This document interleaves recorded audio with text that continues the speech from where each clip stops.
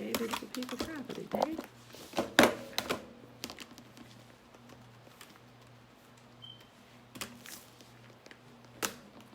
Talene, hey girl, hey. And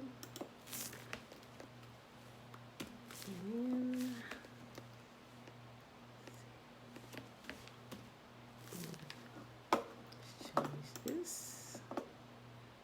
All right. Top of the day, beautiful people. Top of the day. It is Wednesday. Happy Wednesday, August the 12th, 2020, day 223. Today we are reading like 3 different books. We're reading out of 3 different books simply because the first 2 chapters, the first chapter is the Prayer of Azariah. That's one whole book. And then we go right to Bel and the Dragon, which all these 2 books should have been a part of Daniel, but they split them up. We got Bel and the Dragon, which is also one chapter that's talking about Daniel and the king and his wise men who was lying to him.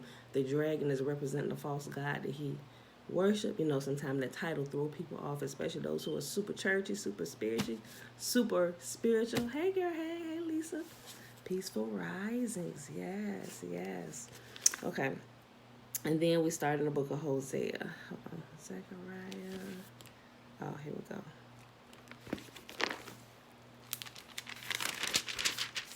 All right, y'all. So the Prayer of Azariah is 68 verses long. So let's get started. The Prayer of Azariah. Remember, Azariah is one of the 3 Hebrew boys. This is the prayer he prayed after they were thrown. And it tells you after they were thrown into the fire. Remember, King Nebuchadnezzar, because they wouldn't bow down and worship his statue, he threw them in there. So in the midst of that fire, this is a prayer that he prayed, right? Okay.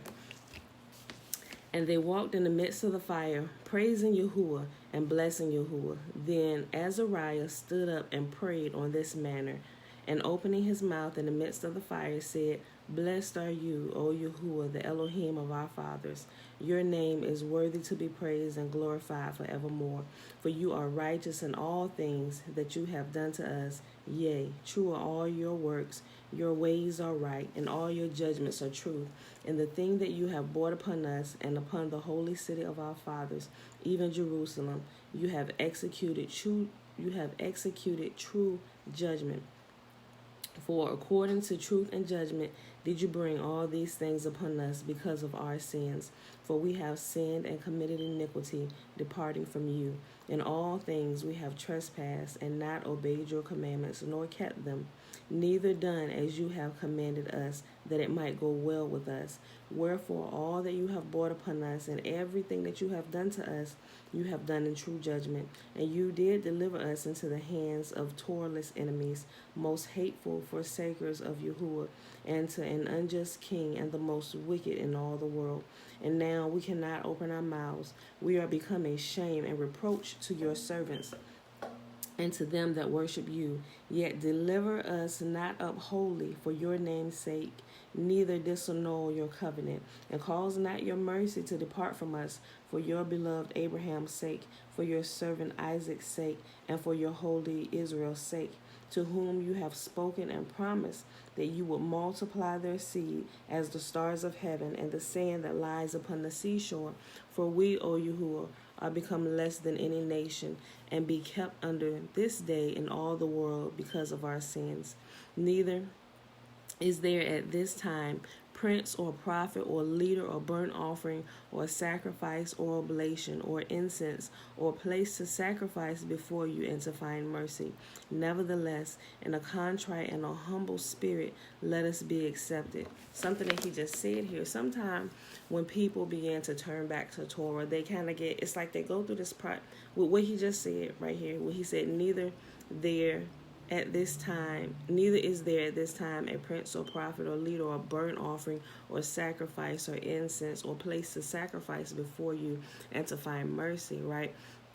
they start bringing up, they go through, they start learning the Torah, learning the Old Testament, and they start thinking, oh, well, are we supposed to be sacrificing, or are we going back to sacrificing? First of all, we're still in the land of our captivity, and there's no way that we can do that. There's no temple.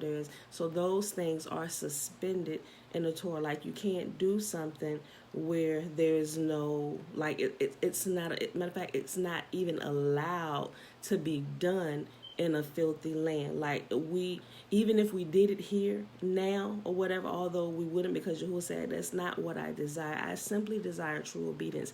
And I think that's what people miss a lot of times. Like, oh, with a sacrifice, and they argue about sacrifices being started up and doing it in the, I'm like, y'all are missing the entire point. Because it came a point where he said, this is not, they want it to be like the other nations so bad, they want to do this. So Yahuwah gave them rules and regulations, and he taught them what to do based on being a clean people and how clean people should operate, how not to defile themselves, down to what we eat or whatever.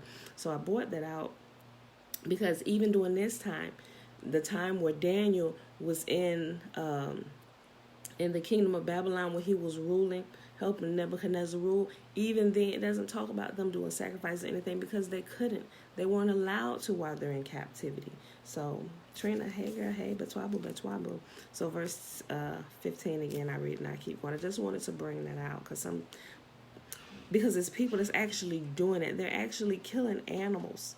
Not over here. Well, I think it is some people over here in America that they're doing that, but they should not be sacrificing animals. They should not. And there's a whole sect of our people that during the feast they still, I'm like, listen, y'all, do y'all realize that the sacrificing of the animals was so that the people and the priests could eat?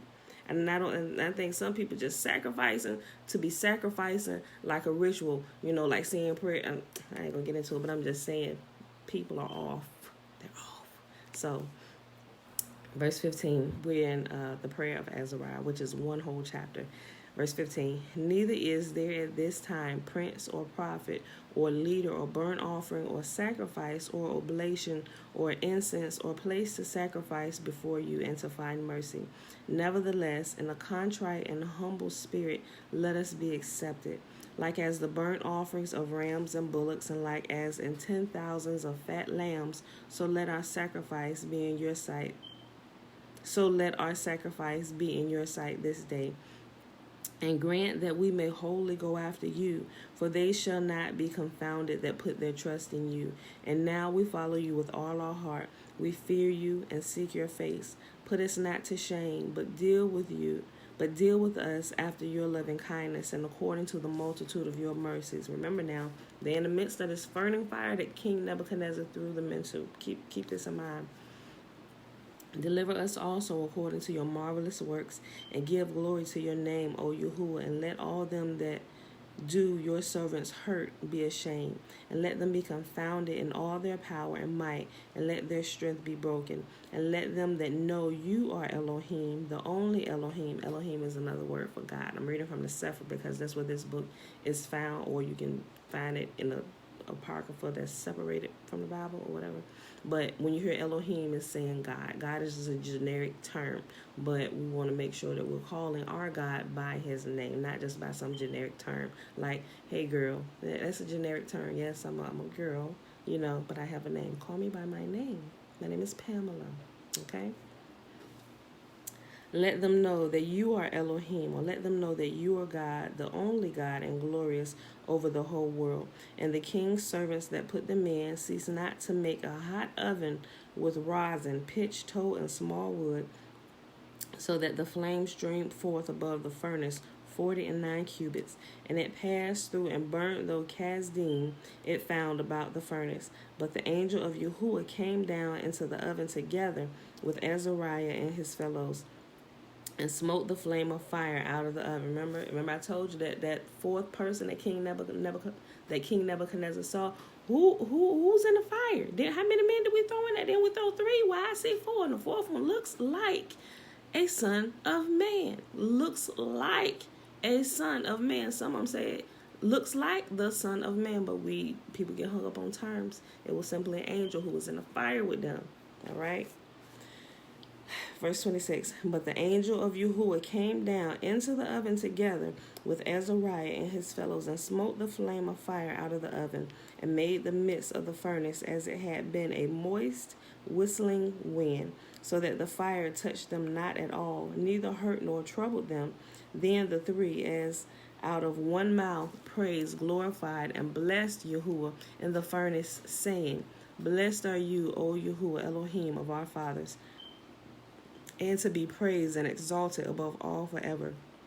And blessed is your glorious and holy name, and to be praised and exalted above all forever. Blessed are you in the temple of your holy glory, and to be praised and glorified above all forever. Blessed are you that behold the depths, and sit upon the cherubims, and to be praised and exalted above all forever. Blessed are you on the glorious throne of your kingdom, and to be praised and glorified above all forever. Blessed are you in the expanse of heaven, and above all to be praised and glorified forever. O all ye works of Yahuwah, bless ye Yahuwah, praise and exalt him above all forever. Y'all remember we actually read this a little bit earlier, remember? Because at the end of all these it says, praise him and exalt him above all forever, right? O all ye works of Yahuwah, bless ye Yahuwah, praise and exalt him above all forever. O ye heavens, bless ye Yahuwah, praise and exalt him above all forever. O ye angels of Yahuwah, bless ye Yahuwah, praise and exalt him above all forever. O all ye waters that be above heaven, bless ye Yahuwah, praise and exalt him above all forever. O all ye powers of Yahuwah, bless ye Yahuwah, praise and exalt him above all forever. O ye sun and moon, bless ye Yahuwah, praise and exalt him above all forever. O ye stars of heaven, bless ye Yahuwah, praise and exalt him above all forever. O every shower and dew, bless ye Yahuwah, praise and exalt him above all forever. O all ye winds, bless ye Yahuwah, praise and exalt him above all forever. O ye fire and heat, bless ye Yahuwah, praise and exalt him above all forever. O ye winter and summer, bless ye Yahuwah, praise and exalt him above all forever. O ye dews and storms of snow, bless ye Yahuwah, praise and exalt him above all forever.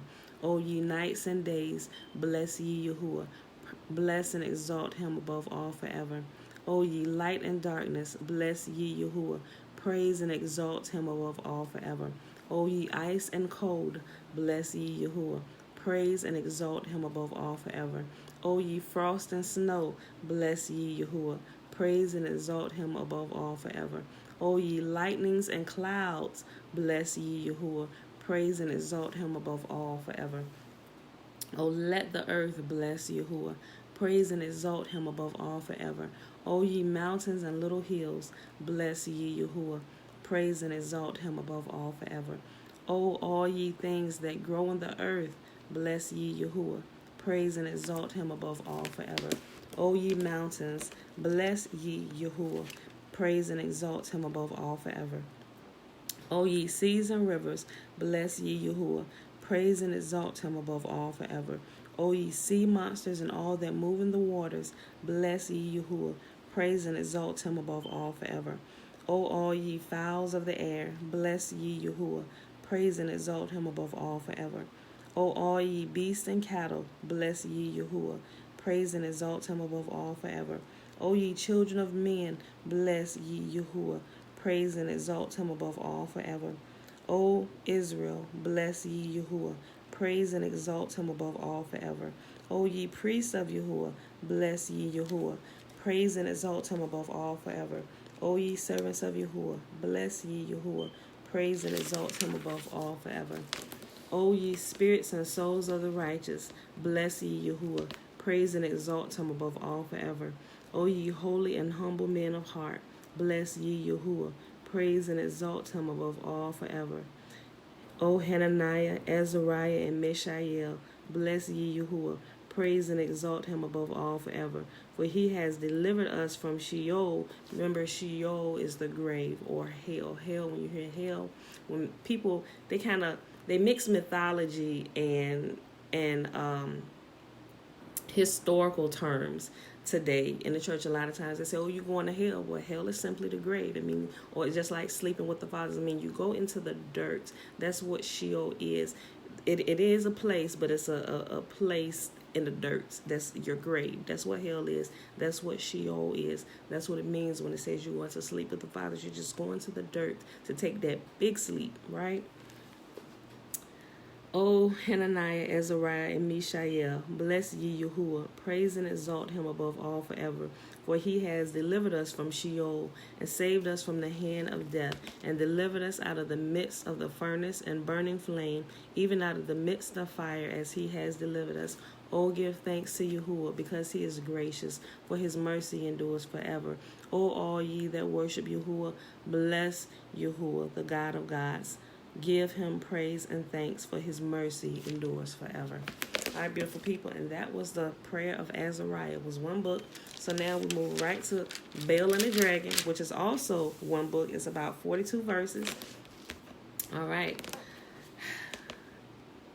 Oh, how do you pronounce? I always forget how to pronounce his name. Astyages. And King Astyages was gathered to his fathers, and Koresh of Persia received his kingdom. And Daniel conversed with the king and was honored above all his friends. Now the inhabitants of Babel had an idol called Baal, and there were spent upon him every day 12 great measures of fine flour, 40 sheep, and 6 vessels of wine. And the king worshipped it and went daily to adore it. But Daniel worshipped his own Elohim. And the king said unto him, why do you not worship Baal? And he answered and said, because I may not worship idols made with hands, but only the living Elohim, who has created the heavens and the earth, and has sovereignty over all flesh. Then the king said unto him, do you not think that Baal is a living Elohim? Do you not see how much he eats and drinks every day? Then Daniel smiled, he probably smiled like, oh, foolish king. Let me teach you a lesson. Then Daniel smiled and said, O king, be not deceived, for this is but clay within and brass without, and did never eat or drink anything. So the king was wroth and called for his priests, meaning he was pissed. Wroth means angry, extremely mad, pissed off, right? So the king was wroth and called for his priests and said unto them, if ye tell me not who this is that devours these expenses, ye shall die. But if you can certify me that Baal devours them, then Daniel shall die. For as he has spoken blasphemy against Baal. And Daniel said unto the king, let it be according to your word. Now the priests of Baal were 70 beside their women and children. And the king went with Daniel into the temple of Baal. So Baal's priests said, lo, we go out, but you, O king, set on the meat and make ready the wine and shut the door fast and seal it with your own signet. And tomorrow when you come in, if you find not that Baal has eaten up all, we will suffer death, or else Daniel that speaks falsely against us. As they little regarded for it, and they little regarded it, for under the table they had made a private entrance, whereby they entered in continually and consumed those things. So, okay, so he told the king, he said, listen, king, go ahead and go get all your offerings that you normally bring daily in here to Baal, your God that you worship. Go ahead and get all that. Bring it on in here. Then set it up. Go ahead and do your ritual, everything you do. Set it up. Close the door. When you close it, seal it with your signet ring so that you'll know when you come here that seal hasn't been broken, and you know nobody has been in this place while you were gone, because you're going to break the seal in the morning. So when you come in the morning after you break the seal, verifying that nobody else has been in here, if this food is gone, Daniel is a liar and he shall die. But if this food is not gone, we shall be liars, and us and our entire family shall die. And the king said, so be it, right? But they said all of that thinking nobody was going to catch on to the game that they was running. They had already created a table. They created a hole in the table that was sitting on the altar, and it said whereby they entered every night and consumed the things that the king brought in to his false god, right? I'm like, how dumb could you be? Ain't y'all dealing with Daniel? Did y'all think that this was going to fly past Daniel, right? So when they were going forth, the king set meats before Baal, Now Daniel had commanded his servants to bring ashes, and those they strewed throughout the temple in the presence of the king alone. Then they went out and shut the door and sealed it with the king's signet, and so departed. So and Daniel was smart. So after they had did all that, Daniel said, King, after everybody else has departed, let's get some ashes and we'll sprinkle it all around here on the floor. And so only the king and Daniel saw them ashes that was sprinkled all over the floor. So what y'all think gonna happen? And he come in, he's gonna be able to tell immediately that somebody has been in the room, because these ashes are going to have been disturbed. We're gonna see footprints now, right? And we're gonna see if these are footprints of a god or footprints of a man, right? Let's listen. I'll read that again. So when they were going forth, the king's wise men, his astrologers and soothsayers and stuff. So when they were going forth, the king set meats before Baal. Now Daniel had commanded his servants to bring ashes, and those they strewed throughout all the temple in the presence of the king alone. Then they went out and shut the door and sealed it with the king's signet, and so departed. Now in the night came the priests with their women and children, as they normally do, and did eat and drank up all. In the morning early the king arose, and Daniel with him. And the king said, Daniel, are the seals whole? And he said, Yea, O king, they be whole. Meaning like, yes, sir, the signets have not been broken. They're completely whole, just like they were after you sealed them last night. And as soon as he opened the door, the king looked upon the table and cried with a loud voice, Great are you, O Baal, and with you is no deceit at all. Then laughed Daniel and held the king that he should not go in. He said, what? Daniel laughed, like, hold on, king, because king walked in and his eyes, because he was looking for the food. So when they opened the door, his eyes immediately rested on the table and saw that the food was gone. So when he saw that the food was gone, immediately, just think about it, he immediately goes into this praise of his false god, like, oh, you are king above all, O Baal, completely missing all the evidence. So think about how people do that sometimes. They are completely blinded by the trick that has been put in front of their face, and it causes them to go into this tangent of false praise, denying the evidence of things that can clearly be seen on the floor around them, that people have been in here trampling in this temple. Like, stop it, king. That's why Daniel laughed at him and his false praise and worship of this God. Like, he completely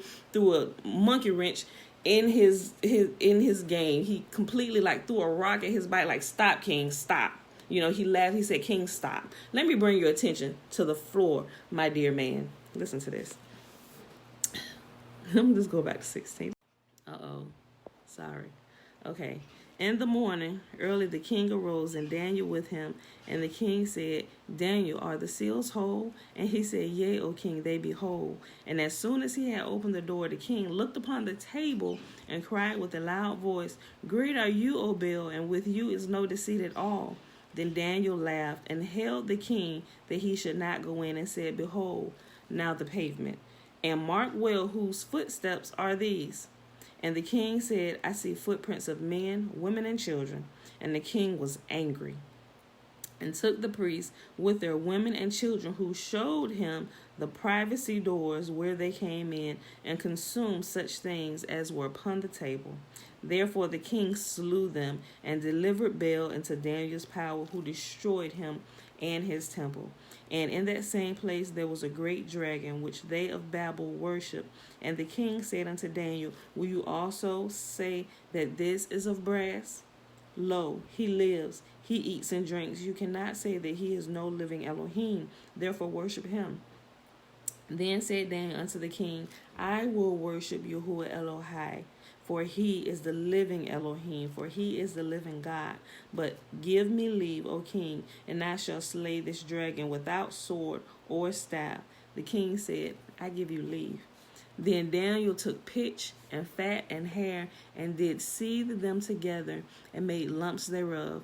This he put in the dragon's mouth, and so the dragon burst in sunder. And Daniel said, Lo, these are the Elohim that ye worship. Then they of Babel heard that, they took great indignation and conspired against the king, saying, The king is become a Jew, and he has destroyed Baal. He has slain the dragon and put the priest to death. So they came to the king and said, Deliver us Daniel, or else we will destroy you and your house.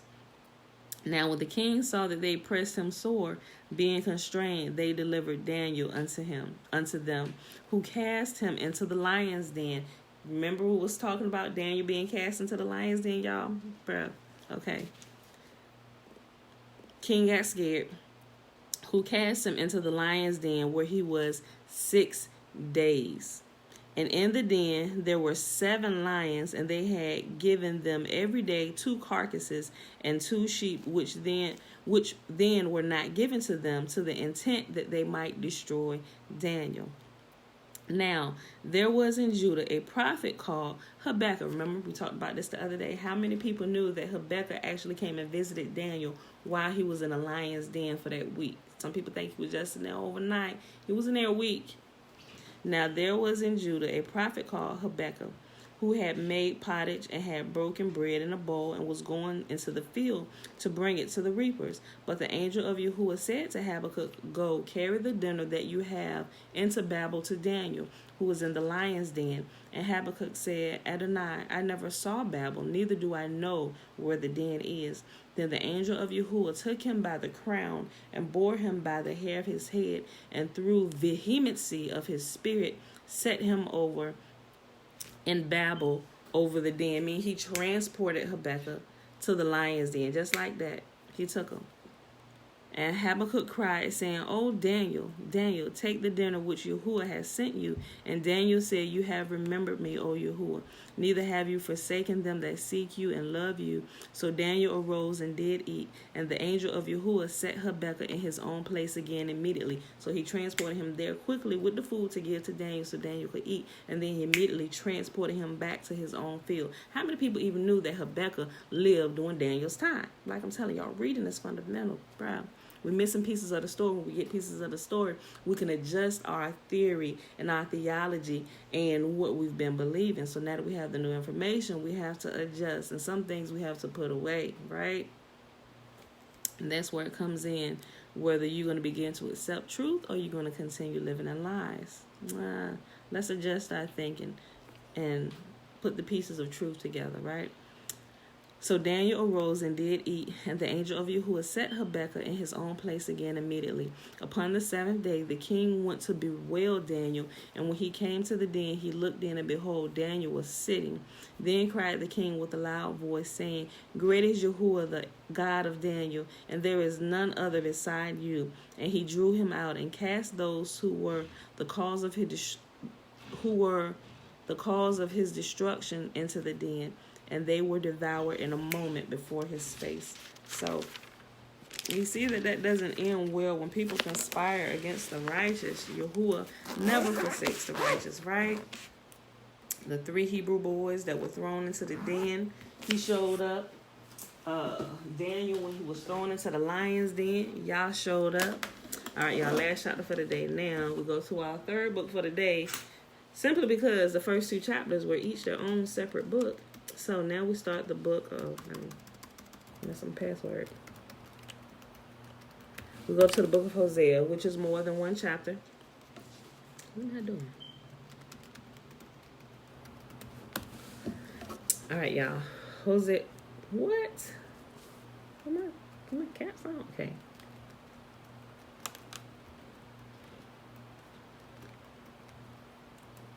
Okay, I don't know. I guess I was putting my password in wrong. Okay, our last chapter for the day. Now we're starting the book of Hosea. So Hosea chapter 1. Then Yahuwah gave this message to Hosea, son of Beeri, during the years when Uzziah, Jotham, Ahaz, and Hezekiah were kings of Judah, and Jeroboam, the son of Jehoash, was king of Israel. When Yahuwah first began speaking to Israel through Hosea, he said to him, Go and marry a prostitute, so that some of her children will be conceived in prostitution. This will illustrate how Israel has acted like a prostitute by turning against Yahuwah and worshiping other gods. So Hosea married Gomer, the daughter of Diblaim, and she became pregnant and gave Hosea a son. And Yahuwah said, Name the child Jezreel, for I am about to punish King Jehu's dynasty to avenge the murders he committed at Jezreel. In fact, I will bring an end to Israel's independence.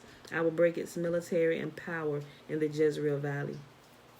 Soon Gomer became pregnant again and gave birth to a daughter. And Yahuwah said to Hosea, name your daughter Lo-Ruhamah, not loved, for I will no longer show love to the people of Israel or forgive them, but I will show love to the people of Judah. I will free them from their enemies, not with weapons and armies or horses and charioteers, but by my power as Yahuwah their God. After Gomer weaned Lo-Ruhamah, she became pregnant again and gave birth to a second son. And Yahuwah said, name him Lo-Ammi, not my people. For Israel is not my people, and I am not their God. Yet the time will come when Israel's people will be like the sands of the seashore, too many to count. Then at the place where they were told, you are not my people, it will be said, you are the children of the living God. Then the people of Judah and Israel will unite together. They will choose one leader for themselves, and they will return from exile together. What a day that will be, the day of Jezreel, when Yahuwah will again plant his people in his land. And that, my beautiful people, is our reading for today. And we'll see we're coming upon that time where he's taking his people. Remember, he said he's going to join the two sticks together, Ephraim and Judah. This is the same thing he's talking about right here. He said what he's going to join. Bella, come on, sit still. Sit here, sit here, sit here. He said the people of Judah and Israel will unite together. Ephraim is another name for Israel. So I'm going to join Israel and Judah together. Remember, they were split into two kingdoms, right? So it's the same thing. He's going to reunite us, and that's the biggest thing. Our people have so much disunity among us that it's crazy. But he said even that the disunity amongst our people, amongst the Negro people, is going to come to an end, and we're going to unite, and we can begin seeing a lot of that even today with everything that's popping off, because he is reuniting us, and we're going to become one people. We're going to become strong, and we're going to become one nation, right? Hold on. Lisa. Okay. Lisa said, for those that can't read it, wait, I think I missed something. You're switching to a computer. Don't answer that now. I don't want to mess up the reading. Okay. Yes. Okay, so I have, since we've been in the Book of the Prophets, Lisa, I've been reading from the computer all right, love you, from the NLT version, right? But I was reading from the Sefer, but I went back to the Sefer because I didn't have, I could have Googled it and still could have been reading from the computer, but since I had it right here, I just went for the book of, for Bel and the Dragon and the Prayer of Azariah, and even when we read Susanna and Judith, I went back here, but yeah, I went back to the computer to continue reading from the NLT version, simply because it puts it in today's vernacular, and I think it still keeps the NLT still keeps the message like the King James Version gives it to you, but it makes it uses the vernacular of today, where it's like you not getting hung up on the thus thou arts and stuff, if you get what I'm saying. I hope that makes sense, right? Okay, so that was our reading for today, beautiful people. We read our first chapter, we read the Prayer of Azariah. Then the second chapter was Bel and the Dragon. And then we started the book of Hosea, so Hosea chapter 1. So tomorrow we'll continue in the book of Hosea with 2, 3, and 4, and so on and so forth. So I hope you enjoyed the reading for today. It is day 223 of year 2 of reading through the books of the Law and Prophets, better known as the Old Testament. It is Wednesday, August the 12th, 2020. So with that being said, look, and I'm going back to my, simply because it's here. It's in all of them. But the blessing, KJV, Numbers chapter 6, verses 22 through 27. And Yahuwah spake unto Moses, saying, Speak unto Aaron and unto his sons, saying, On this wise ye shall bless the children of Israel, saying unto them, May Yahuwah bless us and keep us. May Yahuwah make his face to shine upon us and be gracious unto us. May Yahuwah lift up his countenance upon us and give us his peace. And they shall put my name upon the children of Israel, and I will bless them. All right, beautiful people. Remember, you don't have to switch the Bibles. All the same verses are found there. But if you want to switch, when I switch, that's fine too. Okay, I need to catch up on your videos. Yes, it makes sense. Okay, y'all. All right, beautiful people. With that being said, I love you, and I'll see you bright and early on the morrow. Boo.